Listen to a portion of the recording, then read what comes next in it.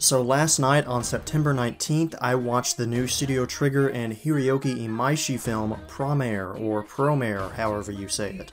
Now if you've been watching my channel for any amount of time, you're already familiar with Imaishi's name, because I made a few videos about his works, and if you're an anime fan, you likely already know his name, because he's the director behind Dead Leaves, Gurren Lagann, Kill la Kill, Pantheon's Docking with Garter Belt, and Space Patrol Luluco, and of course he's the co-founder of Studio Trigger. So if you're an anime fan and you don't know his name, well congratulations, now you've just made that connection in your head, and now you understand why Kill la Kill, Gurren Lagann, PSG, and Space Patrol Luluco all seem so similar. This guy is one of my favorite directors, period. Not just in animation, but just as a whole. I just love his balls-to-the-wall creativity. I just love the rebellious nature of his work. It is very different, not only from anything that is being made in the anime industry right now, but anything being made, like, period, around the world. Like, he makes some of the craziest, most ridiculous stuff that has ever been animated. This was one of my most anticipated movies of this year, and I'm happy that G-Kids and Fathom Events were able to get this movie in theaters in America before the end of the year, because I didn't think I would be able to see it until it came out on Blu-ray, because it originally came out in Japan back in May, but thankfully I did not have to wait that long. And besides the director, there's plenty of other reasons to be excited for it. Imaishi really put together an all-star team to make this movie. A lot of his former collaborators on his other popular projects are coming back for this movie. You know, the scriptwriter, the composer, the character designer. They're all all-star people at Trigger who have worked on, again, Kill la Kill, Little Witch Academia, and whatnot. However, even though I am this huge Imaishi fan, and even though I was super pumped for this movie, if I'm being completely honest, my feelings about it are a bit more mixed than I would like. But before I really get into describing why that is, I do want to focus on what I loved about this movie, because there is definitely a lot of stuff to love. And this is a movie that is understandably getting a lot of praise from Studio Trigger fans. The first thing I want to talk about is the animation. The animation here looks great. It looks beautiful. This is Studio Trigger as you know them, but on a way bigger budget. The fights here, if you're a fan of Hiroyuki Imaishi, you know that the fights in shows like, again, Pantheon's Docking, Kill la Kill, Gurren Lagann, are just huge and bombastic and over the top and super exciting, and they're the exact same here. In fact, they're some of the best fights that he has ever animated, maybe even the best. One thing that has gotten some complaints, and something that you're going to notice right off the bat when you watch this movie, is that they really leaned heavily on CGI assets for this movie. But unlike other anime where it's sort of a budgetary or time constraint choice, where they just don't have the time or money to hand draw everything, in Promare, it is very much a stylistic choice. They do a lot of really crazy, weird things with the camera that's easier to do with CGI than it is 2D animation, so I can understand why they utilized it so much. That being said, the CGI is both like a great thing and a terrible thing in this movie, because when it is not center stage, and when it is mostly a 2D animated scene with CGI integrated into it, it looks fantastic, and you almost can't even tell the CGI is there. And you know, it's doing its job, and it's making the animators' jobs easier, and it looks amazing. It helps the fight scenes to be super fluid, and again, really exciting. But when it is the focus, for example, the beginning of the movie starts out with like these panning shots of the city, and it's all CGI. When it's the focus like that, it doesn't look very good. But just like his previous works like Kill la Kill and Pantheon's Docking, when the CGI is integrated into an action scene or something where there's a lot going on, it's nearly seamless and it works really well. Just everything about this movie aesthetically looks great, the character designs are great, the color palette is wonderful, the way that they animated the flames was super unique, and the way that they ended up using them and utilizing them in the animation is really sweet and super cool. And this movie is really just a non-stop thrill ride. It is an assault on your senses, and I do not say that to be hyperbolic. A lot of people say that, you know, when they're describing, you know, name an action movie, but I literally mean this movie feels like your eyes are being assaulted. It feels like you are strapped to a rocket ship going 1,000 miles per hour through a tunnel of exploding neon lights. It is almost mind-numbing how fast this movie goes and how much mayhem and chaos is in it. When the movie was finally over, like, I had to take a few minutes during the credits, while the credits were rolling, just to collect myself, because I was like, holy fucking shit. It is a lot to take in at once, but the chaos here is almost non-stop. You barely get a moment to breathe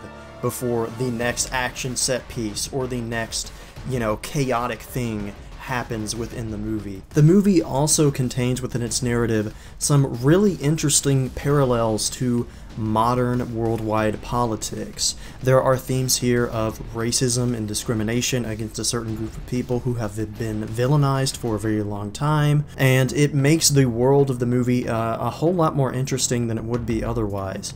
Now, Hiroyuki Imaishi has said that he didn't intend for there to be any specific political message here. He just used current politics to make the world and characters of the film, you know, feel more interesting and real.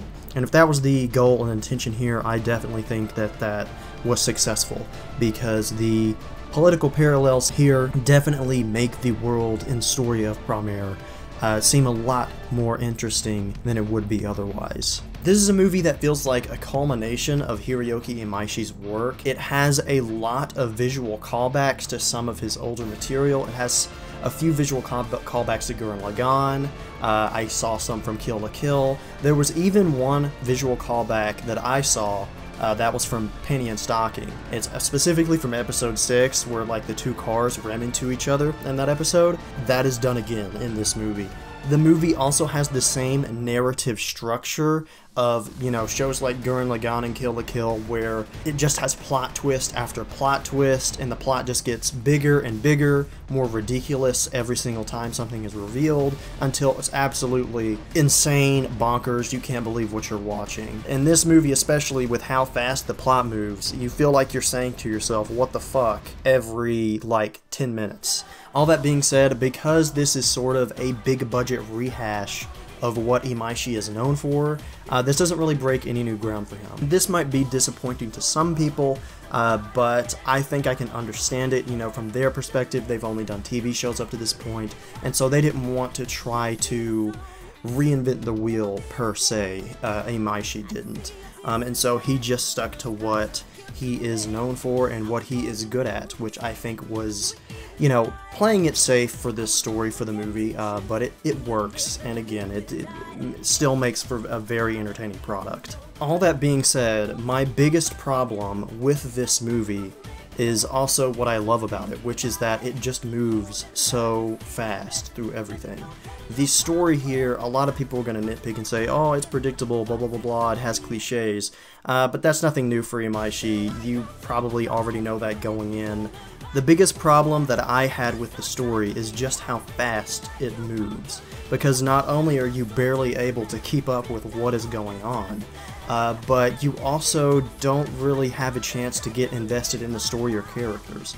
The characters, I don't even know what to say about the characters. There's not a lot to say. There's really only about 3 or 4 real characters in this movie. Everyone else is just there in the background, and they might get like 10 minutes of screen time, but they're ultimately there just to fulfill, you know, one particular role that they have, and then they don't serve any other purpose. So it's very difficult to get emotionally invested in these characters. It's even more difficult to get emotionally invested in the story because it happens so quickly. It has the same amount of plot twists and progression that Gurren Lagann or Kill la Kill has, but, you know, imagine that 25 episode story from one of those shows, but condensed down into 2 hours. I saw a lot of critics saying this in their reviews, and I wasn't entirely sure if they were being completely honest, but they absolutely were. This does feel like it could have been like a 13 episode of anime, and they just crammed it down into 110 minutes. And so it just moves at a blazing fast pace. And while it is awesome, and you're kind of like, wow, this is moving so fast, like they waste no time from getting from from point A to point B to point C, again, it leaves you no breathing room and no time to get invested in this story. And as awesome as the big action moments are, as awesome as some of the escalation is, it pales in comparison to what Imaishi has done before, when he has done these big action set pieces and these big escalations, and it's meant more because you were invested in the story and the characters. Here, there's no investment, and so when those things happen, they're cool, but they don't really hit you hard. They don't hype you up as much as something like Gurren Lagann or Kill la Kill. Because in Gurren Lagann and Kill la Kill, you have these really great character relationships to latch onto, and that really give these big moments more emotional impact. You know, in Kill la Kill, you had the relationship between Ryuko and her Kamui. In Gurren Lagann, you had the relationship between Kamina and Simone, and those relationships helped give the entire narrative emotional weight. So when something big and awesome did happen, not only were you wowed, but you had this sort of emotional draw to it that made it even more effective, and that is just completely missing here. So yeah, it's very pretty, it's very entertaining, and if that's all Imaishi was going for, then he definitely succeeded. But anything beyond that, it doesn't really hold a lot of substance. And while I want to give it a pass just because I'm a huge Imaishi fan, I feel it would be, you know, intellectually dishonest to do that, because I do ultimately feel really mixed about this movie. I mean, don't get me wrong, it's still overall positive. This is something that I am going to buy day one when it comes out on Blu-ray and rewatch it probably about 3 times. It's something that I enjoyed, but if I'm being completely honest, it is not the awesome, over-the-top, super hype experience that I was hoping for. If this was a movie that was regularly in theaters, I probably would have waited to release this ramble after I had watched it a second time, but unfortunately, you know, this is a limited release thing for like 2 nights only, so that's not something that's going to be happening, and I probably won't be able to rewatch this movie until I get it on Blu-ray. But for now, what I will say is that, you know, I enjoyed it. It's a bit of a mixed bag for me right now, and I'm going to give it a 6 out of 10. Anyone else who went to see Promare, let me know down in the comments what you thought of it. Let's have a conversation about it, and let me know if you agree with my criticisms about its story and characters. That's it for this video. I'm Randall, and thank you for listening to me ramble.